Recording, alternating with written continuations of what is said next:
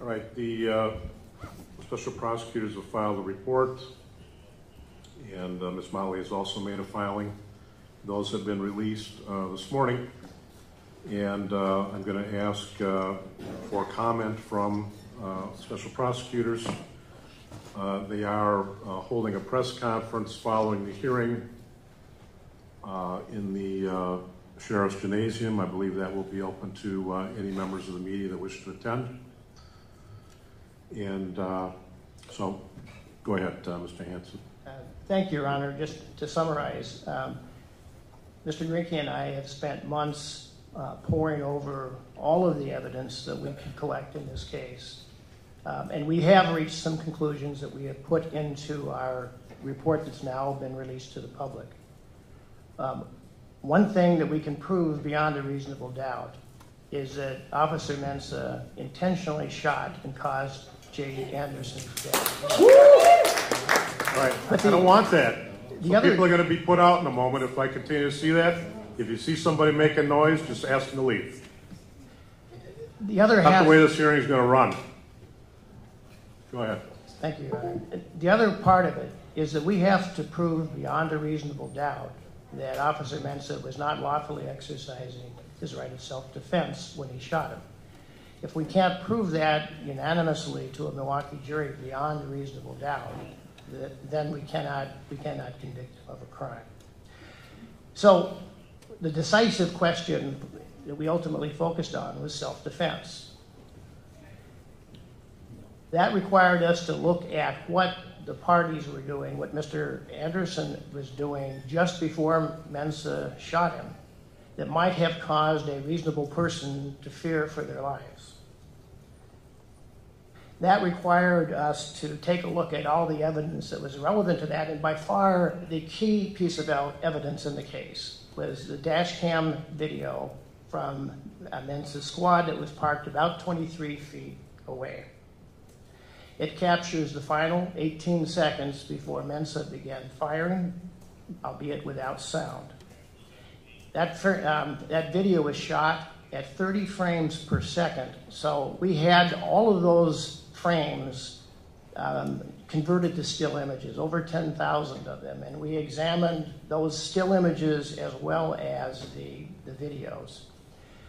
And what they show in that last 2 seconds before Mensah began firing is Mr. Anderson's hands were raised above his head, and then he leaned towards the passenger seat where his gun was located and dropped his hand towards that seat, raised it, and then quickly dropped it down again. And a third of a second later, Mensah began firing. I personally looked at that video countless times. I looked at the stills. I'm sure that Mr. Grinke did too. I also showed it to probably over 30 people, lawyers, criminal defense lawyers, civil lawyers, retired judges, sitting judges that are not involved in this case. And I know that Mr. Grinke did the same thing. We were trying to get as wide a view as possible. We also convened a mock jury composed of a diverse group of jury-eligible citizens from Milwaukee County, explained the law of self-defense to them, and asked them to view the videos and the stills as well. And the overwhelming result of all of that was that people believed that that motion that Mr. Anderson made seconds before he was shot was enough to cause somebody in Mensah's position to fear that if he didn't shoot first, he was going to be shot himself. The Wisconsin Supreme Court has said that a special prosecutor like we are, or a regular prosecutor, should not charge a case unless they honestly believe that they can prove it beyond a reasonable doubt. We would have to prove the opposite of what all of these viewers concluded, and we would have to prove it beyond a reasonable doubt and unanimously, and we believe the evidence will not permit that. Last night, we met with Attorney Motley and the family for a couple of hours. We gave them the hard news. It was hard to give. It was much harder for them to receive. You could see the pain that the family has gone through. It wasn't fair to them. They didn't do anything to deserve this. And I'm only sorry that there's nothing that we can do to help heal those wounds. but there isn't, and that's our conclusion. At the end of our report, we offer some suggestions. We volunteered some suggestions that we hope will lead to maybe better investigations and perhaps to a process that can eventually eliminate or reduce the need for tragedies like these to occur. So that's what we have to say in summary form, Your Honor. Go ahead. Your Honor, the way that we read the statute, Wisconsin Statute 968.02, subsection 3, is that a special prosecutor or someone is required to file a criminal complaint. Although there's very limited case law on this statute, there is some cases that we believe supports this. We believe that Cahill v. Circuit Court for Dane County supports the fact that a complaint is required to be filed. We believe that State v. Unnamed, and Unnamed, which we cited in our motion, requires that a complaint be filed. We'd ask the court that since the current special prosecutors believe that they cannot prove this guilty beyond reasonable doubt, and frankly, from the very beginning, we always knew that self-defense was going to be the defense that Joseph Mensah was going to use if this were to go to trial. That was always a given from the very beginning. Frankly, this was always a given more than 6 years ago when this incident happened. So that is not a surprise. But we believe that if these prosecutors, who, as they have said, they don't believe that they can prove this guilty beyond a reasonable doubt, that the court should require them to withdraw and to appoint new special prosecutors to follow the law. We don't believe that the current special prosecutors have the right to override, frankly, what this court has done. This court has found that there is probable cause. We don't believe that they have a right to act as an appellate court and, frankly, to reconstitute 968.02 subsection 3. And we believe that there's a bigger picture here. With this particular law, the reason why this law was created is because up until 1945, it was judges and magistrates who were charging people for crimes. It was only until 1945 that then prosecutors were allowed to charge people, and then until 1969 is when it was mostly exclusively prosecutors who were charging people with criminal offenses. This law was put on the books and stayed on the books so that the courts could maintain this power to charge people in the community. This law was put on the books to protect people that are victims, as my clients are, if the executive branch refuses and does not do their basic job to protect victims. So we strongly believe that the prosecutors, although we do understand the time, work, and energy that they put into this, I believe that they weren't clear in terms of what the law is. Obviously, I have a different understanding of it, and I don't believe that they have a right to reconstitute 968.02 subsection 3, which is what they're doing if they are allowed to, if no one is put in a position where they are required to file a complaint. If it's not Attorney Hansen and Attorney Krunke, then we believe that, and we ask that the court appoint a special prosecutor that will follow the law, that will maintain this law, which is important to victims across this state. And that is especially important to my clients who lost Jay Anderson Jr. On June 23rd, 2016.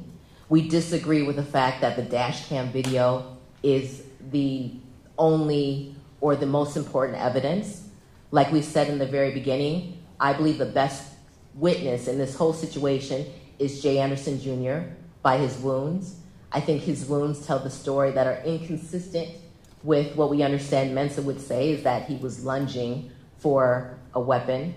We think it's inappropriate for the insinuation to continue to be that he was reaching for his gun on the front seat. We do recognize that his hands were coming down, but there's a lot of things there. We don't know what the conversation was between Mensah and Jay Anderson. We know that his phone was there. We know he had ID in his car. We know that we don't even know why Mensah put his gun up and pointed at Jay Anderson. That in and of itself is a use of force. Him doing that before he even pulled the trigger.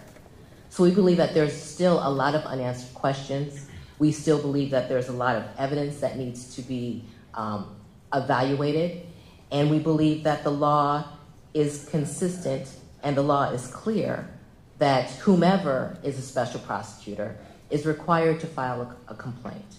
And so we'd ask the court to order that these special prosecutors withdraw. We'd ask the court to appoint new special prosecutors and or the court file a complaint against Joseph Mensah with regards to this incident. And we ask the court to allow 968.02 subsection 3 to not be reconstituted and frankly ruined for victims moving forward if they are allowed, or if no one is allowed, or if no one is ordered to file a complaint. Thank you. Thank you. Well,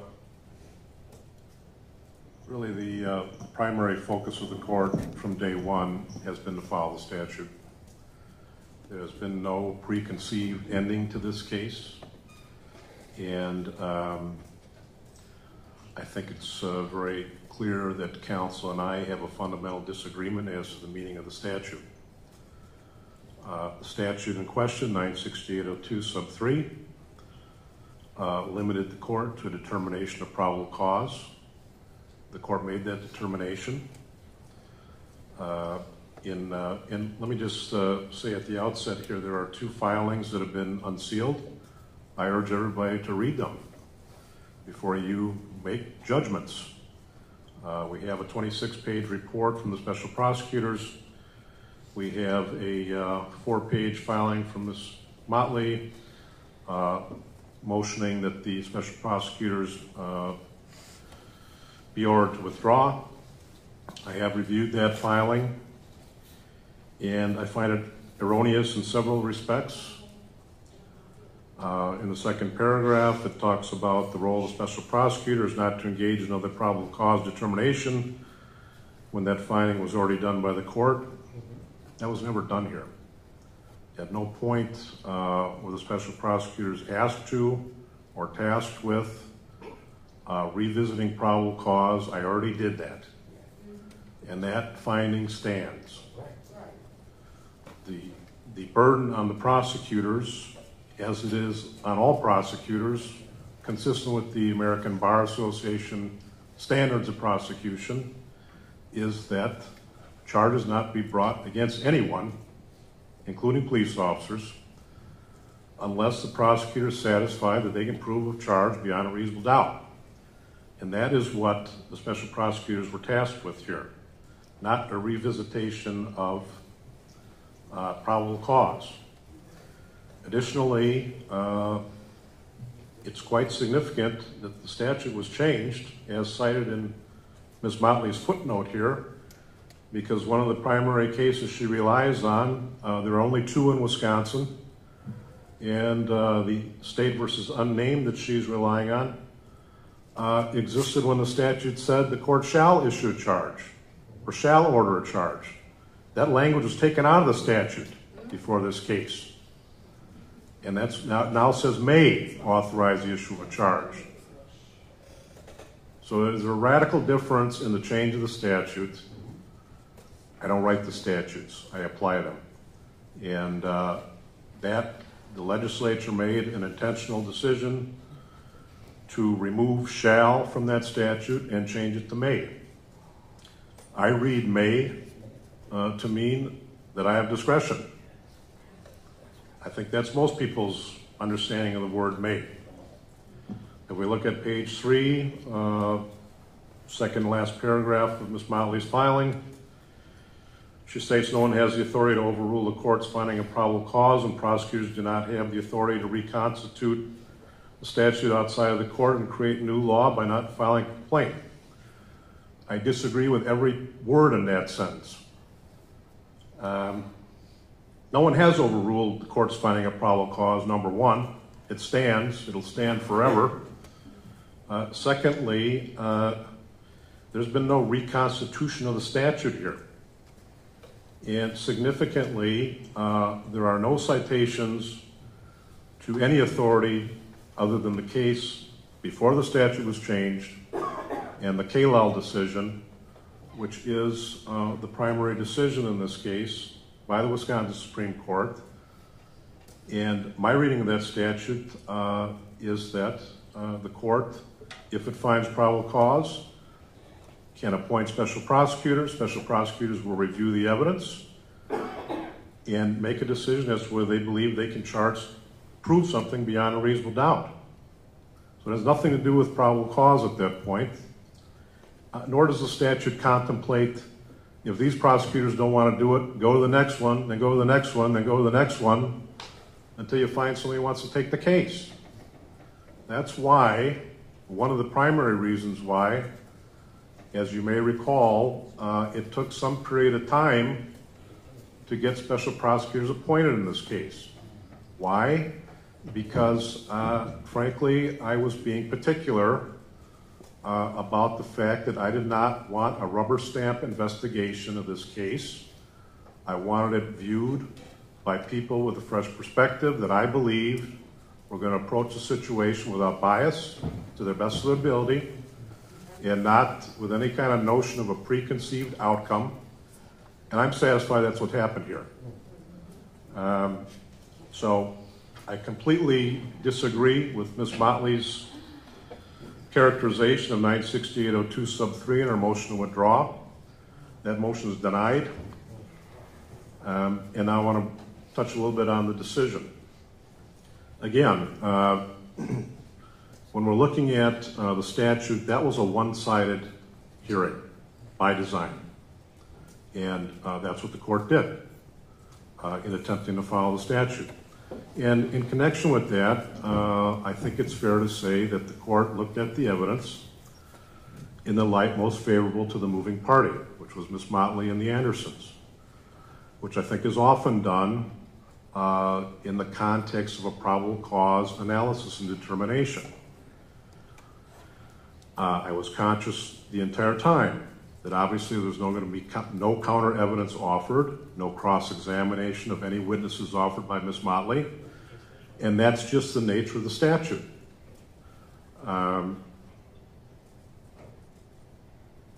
So I have been consistent throughout that the special prosecutors would review what they believe can be proven beyond a reasonable doubt, and that's it. And that's what they did. My other goals for this were to have a comprehensive review, to have a transparent process, and hopefully to raise some issues that have not been dealt with. And in terms of a comprehensive review, I'm very satisfied that that has happened here. They have spoken to numerous individuals. They have cast a very wide net in looking at the entire case. This is a very fact-specific case. And I think if you look at the decision and read it, you will see that and understand that. And it does center around self-defense, because that is the obvious defense here. There really is no other defense. It is a defense that's routinely used, not only by police officers, but others. And I hope that people look at the status of the case law in Wisconsin with regard to self-defense, because the Wisconsin Supreme Court has opened the self-defense door as wide open as it could be. And if you look in the report, they have a cite to State versus Johnson. And this is a situation where an individual burglarized another family member's home in search of pornography. And when this person was discovered in the middle of the night in the home and confronted, the person who broke into the home shot his brother-in-law 5 times and killed him. And that was authorized as lawful self-defense. And it's important in this case because there was a lot of testimony in this case that centered around officer-created risk. Because as we know, and I think the record pretty clearly establishes this, and my findings from the report on July 28th still stand.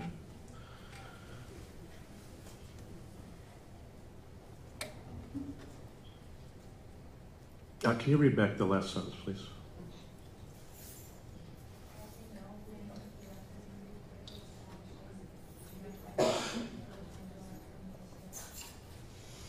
The one before that, please.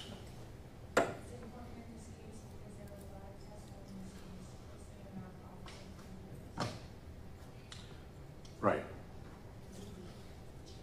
So, if you look at that case, the significant part of it is that, as I was saying before I lost my train of thought, I think it's quite clear on the previous record that Officer Mensah did not follow his training here in many respects. And to that extent, there is certainly an argument to be made that he created the risk that led to the shooting of Mr. Anderson. That entire line of logic has been eliminated by the Supreme Court. And so you can now, under this Johnson case, I think it's quite clear that you can create the risk, you can break the law in doing so, and you can still claim self-defense. And that's a heavy burden to overcome. And that's a burden that any prosecutor would have to overcome in this case. And it largely makes a lot of that evidence less relevant. And of course, as outlined in the report, self-defense, it must be proven that self-defense does not apply beyond a reasonable doubt, so it's essentially another element that has to be dealt with here. I think counsel termed it a negative element. So there are many legal issues with the proof of this case beyond a reasonable doubt, and I never thought it was a slam dunk. I had maintained an open mind. If there had been a recommendation to move forward, I very likely would have done so. But again, it's not about the court having an agenda, regardless of what others may have thought and printed. All I've ever tried to do is follow the statute. I believe we have done that. And these two individuals have spent many, many, many hours. That's how you get a 26-page report, and there's nothing superfluous about it. And you can compare that to what the Andersons received from the district attorney's office, which I believe was a page and a half. So there was a lot of work done here, and this was not done by a couple of hacks. These are two very established, experienced, and well-regarded and highly regarded lawyers in the state of Wisconsin. Mr. Hansen was a Lawyer of the Year in the Milwaukee Bar Association 2018.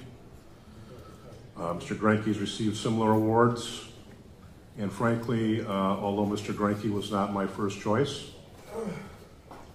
he did play a vital role here, in particular with securing resources to assist in the additional investigation in this matter. And I have seen no evidence in this case of either one of these gentlemen being biased in any way against the prosecution in this case. And that's frankly why I chose them. They're not the only people I spoke to, others backed away. But my focus has been on finding the most qualified, the most skilled, and the most established lawyers, because even if there was a charge issue here, this is a very difficult case to prove. And I have handled a number of cases involving police misconduct, and I've tried a number of them as a judge. They are very, very difficult to prove. I know exactly how the trial unfolds. I know how it would unfold in here. Additionally, there are significant differences, I think, with regard to key pieces of evidence that the special prosecutors have not reached the same conclusion on that some of the initial defense experts have opined on, in particular the blood splatter evidence, some of the firearms issues. And I am also was also very happy to hear that they convened a mock jury, which was made up of eligible voters and also very heavily comprised of people of color. And I think that was an excellent idea and something that is helpful here. There are always going to be a lot of unanswered questions here, unfortunately. And there were mistakes made, there's no question about that. This weapon never should have been moved. Example number one. The notion that somebody can't recall where they found a state ID card, I completely reject.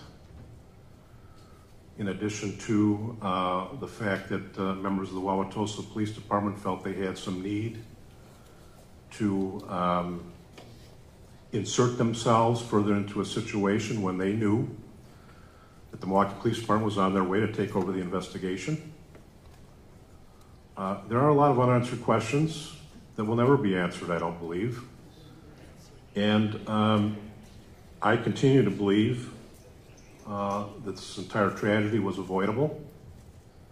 That's a separate and completely distinct question from what is provable beyond a reasonable doubt. Additionally, we see here systemic issues in the criminal justice system, such as the selective use of body cameras, which continues to be a problem, could very easily be remedied by the legislature. I don't know why we have the constant turning on and turning off of body cameras, squad cameras, and any other type of camera that's going to lend transparency and legitimacy to what people are doing. Frankly, it's a help to law enforcement members that are doing things the right way, because then they have video evidence that they did it the right way. And so obviously the selective turning on and off of those devices raises questions, raises concerns, raises suspicions. Additionally, this notion that we're going to interview people in connection with a police shooting and someone's dead and not bother to record the interview is completely ridiculous. Frankly, the entire current system as set up in the Milwaukee Area Investigative Team, although well-intentioned, is fatally flawed, as I indicated last July. The best officers who rely on each other day in and day out, like, let's say, Milwaukee and Wauwatosa,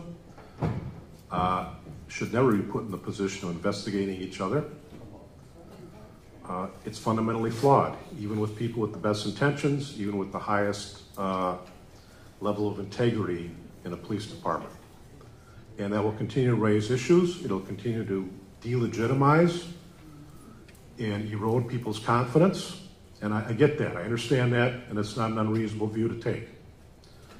But these things can be changed. It takes, I suppose, electing those who are willing to do so.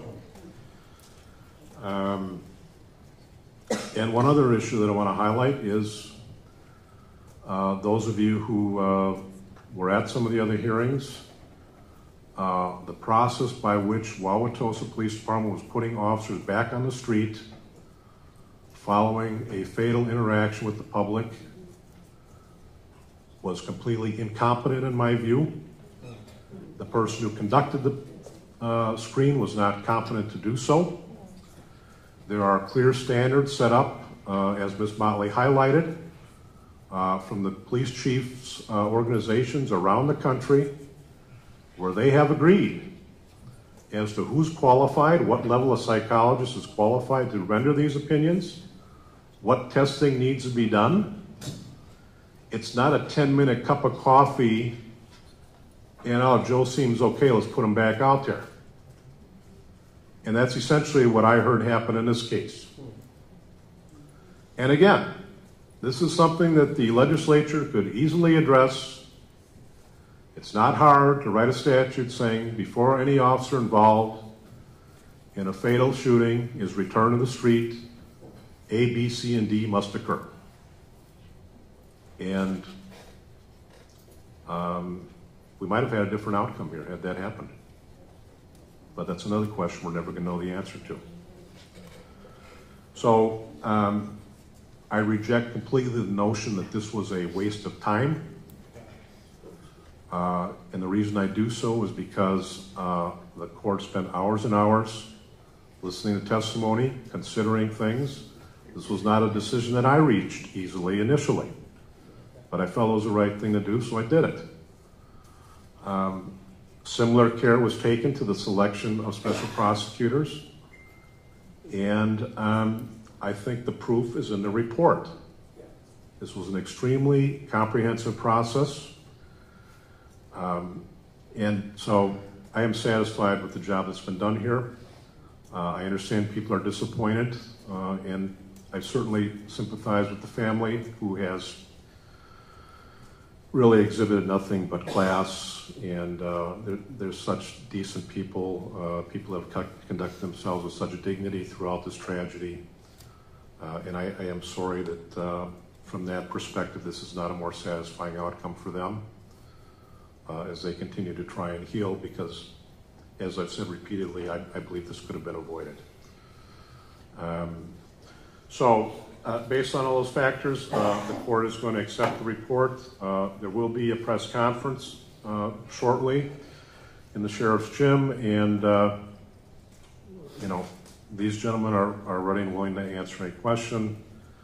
They didn't take any joy in reaching the conclusion that they did, but all we've tried to do here is follow the evidence, follow the statute, and at this point, the statute as it currently exists, I'm satisfied has been satisfied. So I am not going to schedule any further hearings in this matter, and I will sign off on an order if you wish to submit one with regard to the court's interpretation of the statute here, and then you'll have something to appeal if you wish to.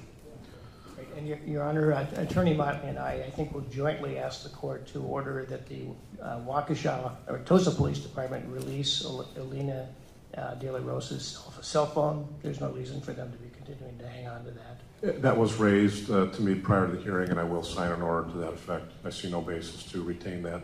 And Your Honor, if there's another thing that I raised a couple hearings ago, and I talked to the special prosecutors about this, we were waiting for this decision before we filed a motion for sanctions with regards to the 6,300 page cell phone extraction report that was denied to us, that Joseph Roy... You can file a motion if you want. I'm not sure. I haven't decided whether I'm going to take that up, but I'll wait and see what you file, and I'll review that. Okay. And Your Honor, my clients would like to make a record if at all possible. Go ahead.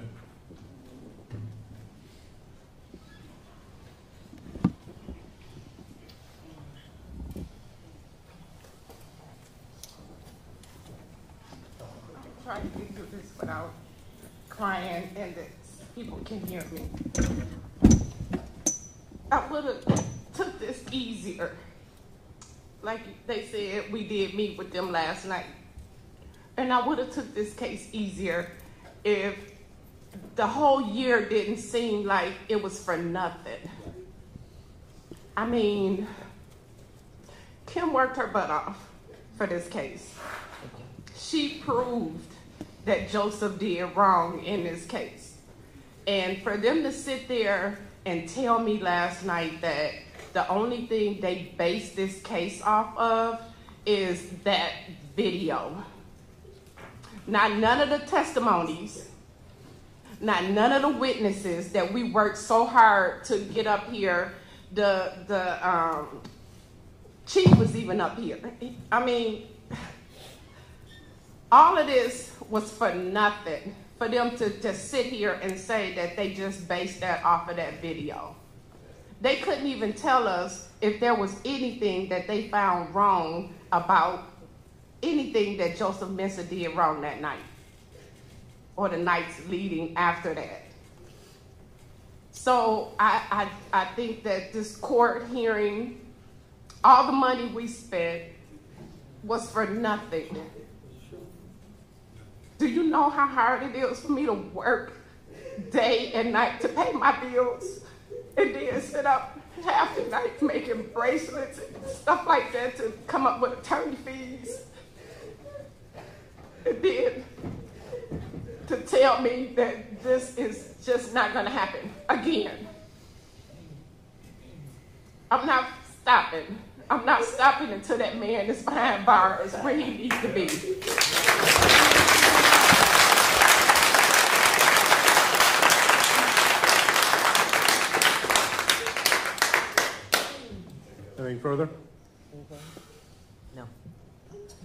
All right, thank you, Ms. Anderson. Again, I'm not going to take any issue with anything Ms. Anderson says, but I do urge people to read the report, and I think you'll see that the entire situation has been taken into account here, not just self-defense issues. All right, thank you. Let me just say a couple more things. I meant to, and I neglected to express my thanks to Ms. Motley because there's a lot of work that went into putting this together, and you really did a nice job. So thank you for that, and thank you to our special prosecutors. It's greatly appreciated.